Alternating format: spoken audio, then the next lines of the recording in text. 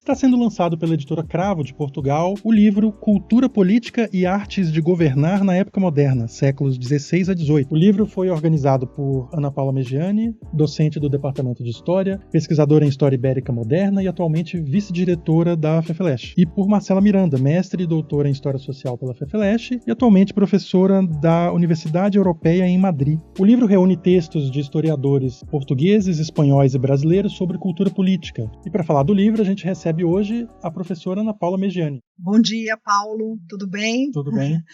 Obrigada. Valeu. Professora, começando do começo, o que é o livro? De que ele fala o livro? Dá uma geral para a gente. Bom, em primeiro lugar, eu acho que é importante dizer que o livro era uma grande expectativa que a gente tinha em organizar um conjunto de trabalhos associados ao grupo de estudos de História Ibérica Moderna, que é sediado na Cátedra Jaime Cortesão, que é um centro de pesquisa sobre História Ibérica, financiado pelo Camões, Instituto Camões de Portugal, e pela Faculdade de Filosofia, Letras e Ciências Humanas, a partir de um convênio. Esse centro existe já desde 1992 e tem inúmeras atividades e projetos que são desenvolvidos pelos seus pesquisadores. E o livro Cultura Política e Artes de Governar na Época Moderna, ele surgiu a partir de um evento que nós programamos, era um colóquio que seria realizado no mês de maio de 2020. Estava programado, tínhamos palestrantes convidados e tínhamos também uma sessão, né, um conjunto de sessões de pessoas que se inscreveram para apresentar seus trabalhos. Então, o livro ele é o resultado dos textos que foram apresentados no colóquio, que não ocorreu em maio de 2020 presencialmente, mas sim no ano seguinte, em abril de 2021. E foi realizado online. Então, eu e a Marcela foi minha orientanda de doutorado, ela defendeu a tese em maio de 2020, era uma defesa prevista para ser presencial, né, com a participação de 2 dos professores que estão no livro, eles viriam para participar da banca da Marcela e também do colóquio, por isso nós tínhamos um financiamento da FAPESP. A Marcela defendeu online, em maio de 2020, e o colóquio foi realizado no ano seguinte, né? Então, as pessoas convidadas para participar do colóquio e também as inscritas, após a realização, elas enviaram textos. Nós tínhamos uma comissão editorial, que foi organizada pelo próprio grupo de estudos, e encontramos a parceria com a editora Cravo, que é da cidade do Porto, em Portugal, que nos atendeu de maneira, assim, maravilhosa. É uma editora que eu recomendo para quem trabalha com esse campo de História Ibérica, que entre em contato com eles, porque quero agradecer sempre a disponibilidade, a disposição e o trabalho muito profissional da equipe da Luca Lainho, né? Então, é um livro que resulta de todo esse processo, que a gente vai poder falar um pouquinho mais ainda hoje.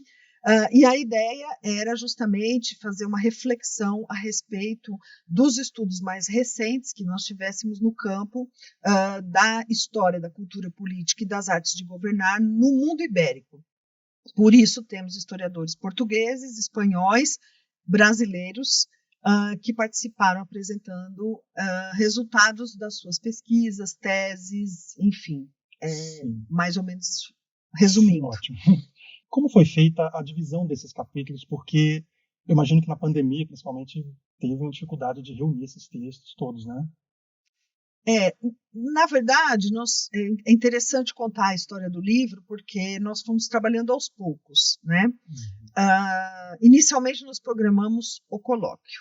Então, o colóquio tinha sido programado já em 2019. Nós tínhamos pedido a verba da FAPESP. A FAPESP concedeu a verba para a compra das passagens aéreas do professor Pedro Cardim, do professor José Maria Inhurritegui, um de Portugal e outro da Espanha, né? E eles seriam, vamos dizer assim, a grande atração do colóquio, porque são 2 historiadores muito reconhecidos.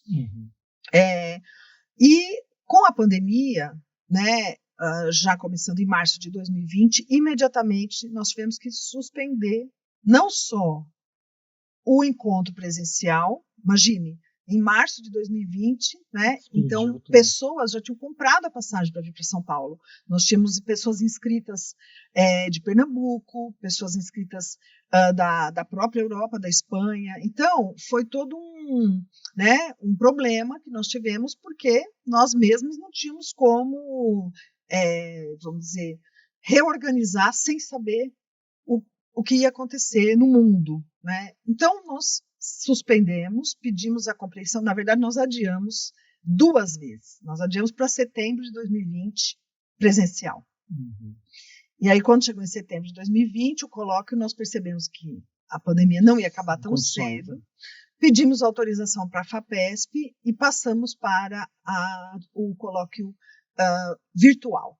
E aí entrou, então, a parceria, claro, o apoio total da Cátedra Jaime Cortesão, que já em abril de 2021 tinha toda uma expertise, a equipe de pesquisadores, a Natália Tamoni e o Luiz Otávio Pagano Tasso, nos apoiaram na organização das sessões online. Então, a estrutura do livro, ela é basicamente a estrutura das sessões do colóquio. O colóquio foi todo gravado, transmitido, e ele está disponível no YouTube da Cátedra Jaime Cortesão. Eu ia falar isso, que está no site da Cátedra. Da Cátedra, no YouTube da Cátedra. No YouTube da Cátedra. O site fica um pouco mais difícil de achar, porque já está lá em 2021, então como muita coisa acontece, né? Mas no YouTube da Cátedra tem todas as conferências, que foram mais do que nós temos no livro. Né, o número foi maior, professores que não puderam terminar o texto. Então é interessante para quem quiser assistir, não só as mesas, como, né, as mesas das pessoas que se inscreveram, como também dos palestrantes convidados. Foi um evento que aconteceu de 13 a 16 de abril de 2021. Então, essa estrutura do livro, né, que nós temos aqui, só para lembrar os títulos, né, a primeira parte, Retórica e Textualidade, Circulação, Linguagens e Vocabulário da Política, que reúne os textos dos conferencistas que nós convidamos, né, tem uma introdução da Marcela e minha, mais da Marcela do que minha, né, que é uma introdução que apresenta, vamos dizer assim, uma reflexão teórica sobre a noção, o conceito de cultura política, e isso eu posso falar daqui a pouco um pouquinho mais a respeito disso. Né? A segunda parte reúne trabalhos sobre sociedade, igreja e governo na monarquia hispânica, mais especificamente. A terceira parte, instituições eclesiásticas e governança no Império Português. A quarta, culturas políticas na Europa moderna. E a cultura escrita nos impérios ibéricos, a parte 5, e a parte 6, milenarismo, diplomacia e exílio na Europa moderna. Esses temas foram pensados de acordo com os textos que nós recebemos. Então, esse grande guarda-chuva, cultura política e artes de governar, e depois essa divisão foi pensada dessa forma. Lembrando que os textos vão do século XVI ao século XVIII, e a introdução é que, então, nós nos preocupamos em fazer uma reflexão sobre a história do conceito de cultura política nas ciências sociais e na historiografia, porque, na verdade, ele é um conceito que surgiu no século XX, nas ciências sociais, na ciência política, mais especificamente, né, para pensar a relação entre teoria e prática da política. Porque os cientistas políticos trabalham muito com a teoria política, mas eles abriram todo um campo, na metade do século XX, né, para pensar, e sobretudo autores norte-americanos, para pensar a relação entre teoria e prática na política. E aí surgiu essa concepção de cultura política, porque ela implica em práticas, em experiências, em elementos da tradição daquele determinado país ou daquele grupo de pessoas, e como isso se relaciona com também o pensamento político de uma época. Professora, que tipo de contribuição você acha que o livro traz para a historiografia, para historiadores, para quem estuda essa área? Eu acho que o tema da cultura política né? E como eu falei agora mesmo, nós passamos a usar no plural culturas políticas, porque a partir do momento que o historiadores incorporam de forma crítica esse conceito da ciência política, das ciências sociais, nós vamos trabalhar com essa dimensão múltipla, né, das identidades, das culturas, dos espaços, dos lugares, dos países, dos reinos, e, sobretudo, quem trabalha com períodos mais recuados, né? Porque eu acho que o conceito surgiu no século XX para pensar contextos de relação entre democracia e ditadura, autoritarismos, né, e regimes mais progressistas. Então, quando ele surgiu nesse, vamos dizer, nesse ambiente, né, de meados do século XX. Mas ele fez tanto sentido que, como a Marcela apresenta muito bem na introdução, ele vai sendo adaptado e pensado também para contextos anteriores. Então, lógico que o historiador vai ter que olhar, né, a passagem do tempo. O historiador ele não pode tirar uma foto de uma época, né, vamos dizer, pegar um retrato de uma época e pensar a época por ela mesma. Sora, e o público-alvo do livro qual é?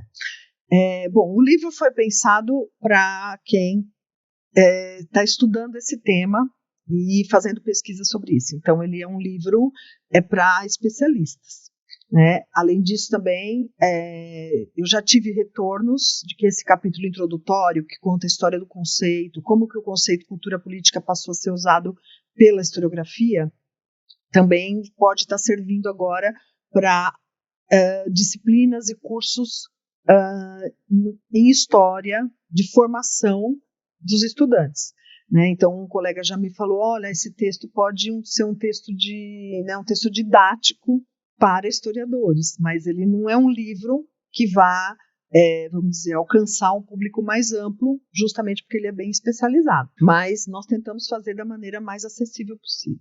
Professor, e para quem quer adquirir o livro, onde a gente encontra ele?